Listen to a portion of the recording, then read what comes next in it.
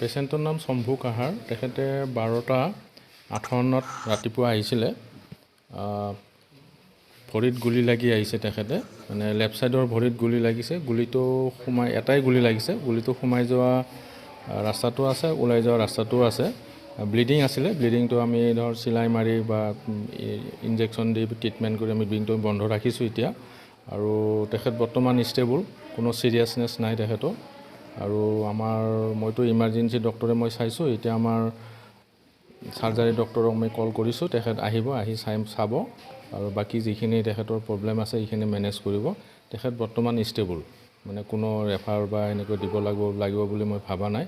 আমি এক্সৰেখন কৰিলে গম পাম ভিতৰত আকৌ কিবা ফৰেন বডি আছে নেকি, সেইখিনি। আৰু তেখেত বৰ্তমান এটাই গুলি লাগিছে, লেফ্ট ছাইডৰ ভৰিত লাগিছে, সেইটোৱে।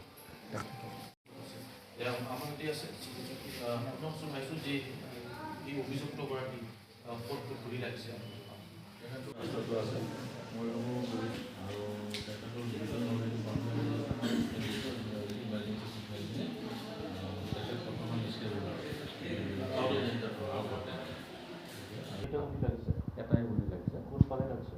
লেফ্ট ছাইডৰ ভৰিত লাগিছে, ভৰিত লাগিছে। তেওঁ মানে হাতটোৰ তলত লাগিছে। এটাই গুলি লাগিছে।